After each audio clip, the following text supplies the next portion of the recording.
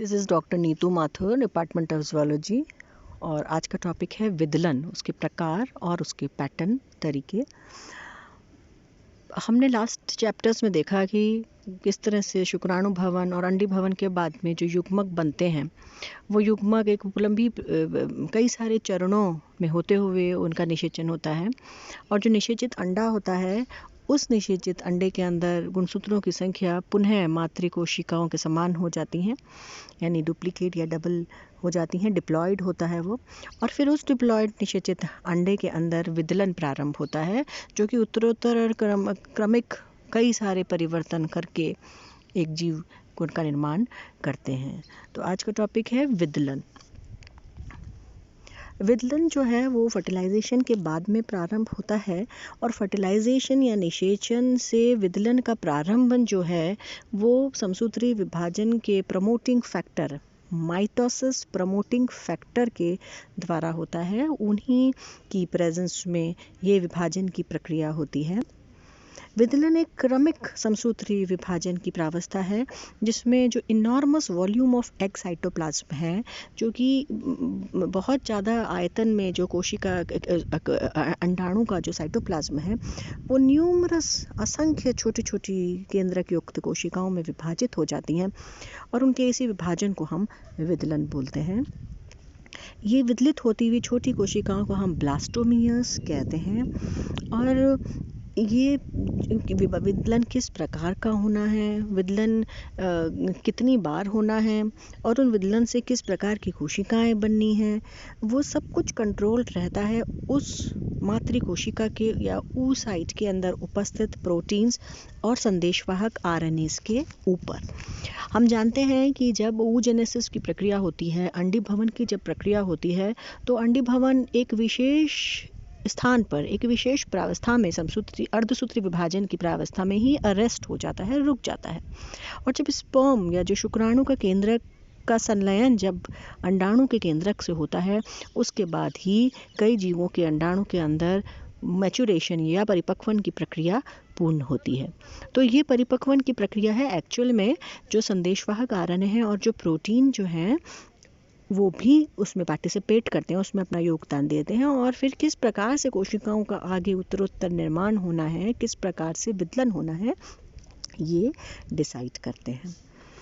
तो हमने देखा कि जो हम देखते हैं कि जो क्लीवेज है, विदलन है, उसके अंदर जो कोशिका द्रव का आयतन है वो नहीं बढ़ता है। The cytoplasmic volume does not increase, जबकि जो जायगोट के साइटोप्लाज्म का वॉल्यूम है वो बार बार डिवाइड होकर उत्तरोत्तर क्रमिक कई सारे समसूत्री विभाजन होकर छोटी छोटी कोशिकाओं का निर्माण करते हैं। तो ओवरऑल इंक्रीज इन जायगोट नहीं होता है, ओवरऑल इंक्रीज निषेचित अंडे के अंदर बढ़ता नहीं है, वो उसमें सिर्फ कोशिकाओं की संख्या में उत्तरोत्तर वृद्धि होती जाती है।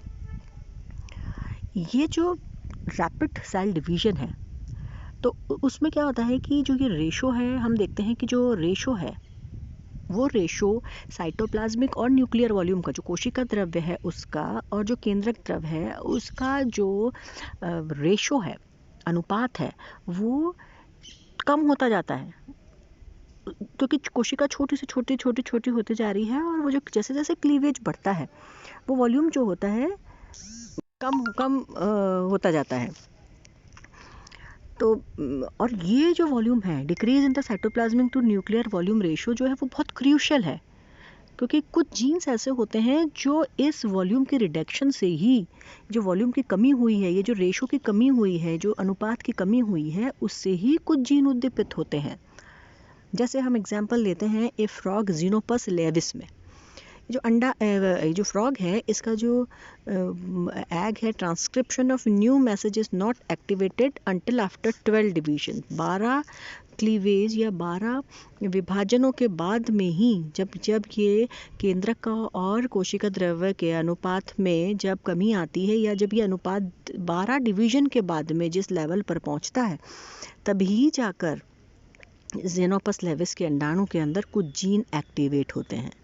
और उस समय जो क्लीवेज की रेट है, जो विदलन की रेट है, वो डिक्रीज हो जाती है।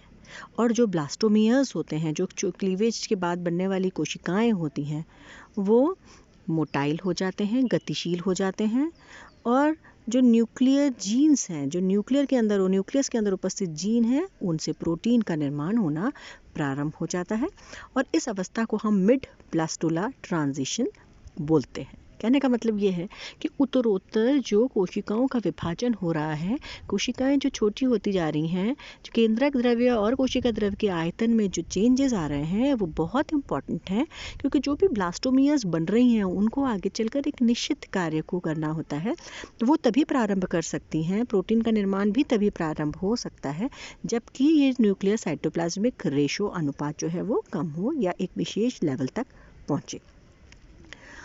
तो जो क्लीवेज है वो बिल्कुल सून आफ्टर फर्टिलाइजेशन बिगिन हो जाता है, निषेचन के बाद में क्लीवेज प्रारंभ हो जाता है और न्यूक्लियस और साइटोप्लाज्म का एक न्यू बैलेंस जब रेशो होता है तब जाकर एम्ब्रियो जो होता है वो एक नया बैलेंस प्राप्त करता है। तो cleavage begin soon after fertilization and shortly after the stage, जो ब्लास्टुलेशन है, क्लीवेज है वो खत्म हो जाता है कब? व्हेन द एम्ब्रियो अचीव्स, जब वो अंडाणु, ये जो एम्ब्रियो है या जो भ्रूण है वो एक न्यू बैलेंस प्राप्त कर लेता है न्यूक्लियस और साइटोप्लाज्म के बीच में। तो ये जो डिवीजन है और न्यूक्लियस साइटोप्लाज्मिक रेशो है वो कई तरह से बहुत ज़्यादा इम्पॉर्टेंट होता है। देखिए ये इस तरह से एम्ब्रियोनिक डेवलपमेंट होता है। अभी हम खाली ब्लास्टुला अवस्था तक ही पहुँचे हैं। जायगोट जो है निषेचित अंडा, उसमें क्लीवेज हुआ है, विदलन हुआ, एक खांचे बनती हैं।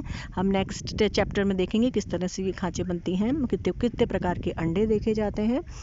तो इस तरह से खांच बनती हैं और ये खांच बनकर क्लीवेज होता है, इनमें विदलन होता है और क्लीवेज के बाद में एक अवस्था बनती है जिसको हम ब्लास्टुला अवस्था बोलते हैं। इन दोनों के बीच में शॉर्ट टाइम के लिए मोडुला अवस्था भी आती है। तो ये जो क्लीवेज है उससे एक मल्टी सेल्यूलर एम्ब्रियो का निर्माण हो जाता है।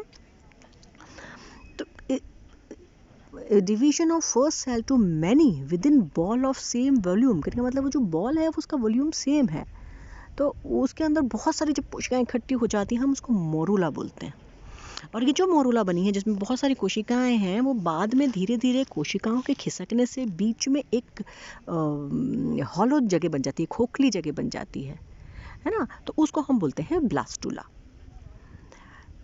किस प्रकार का क्लीवेज होना है, ब्लास्टुलेशन किस प्रकार का होना है, वो एक और इम्पॉर्टेंट चीज़ पर डिपेंड करता है, वो है केंद्रक की उपस्थिति और उस अंडे के अंदर पीतक की मात्रा या पीतक का विन्यास, किस जगह पीतक उपस्थित है। इसमें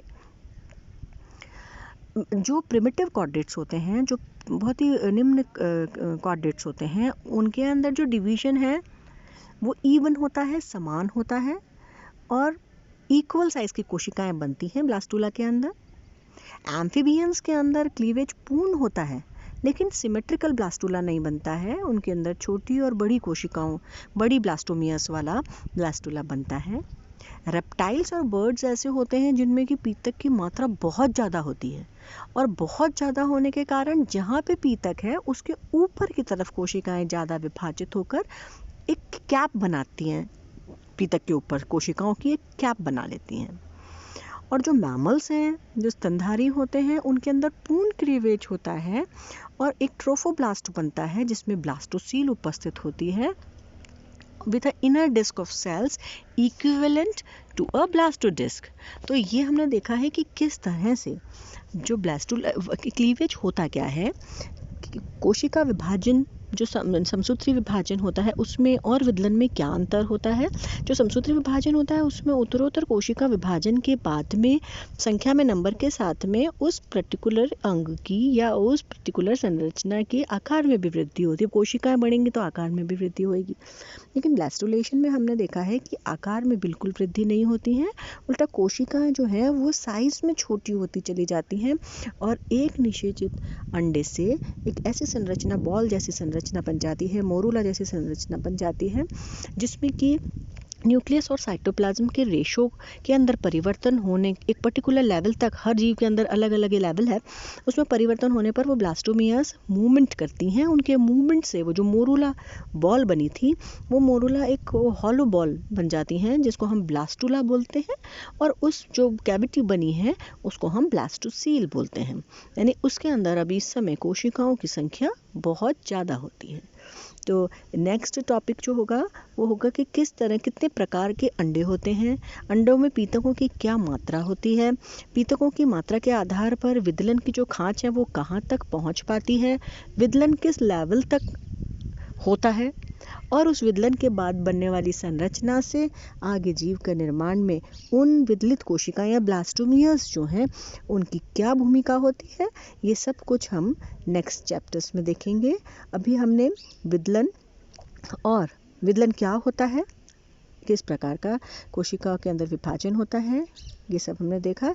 तो नेक्स्ट टॉपिक इसी को हम आगे कंटिन्यू करेंगे।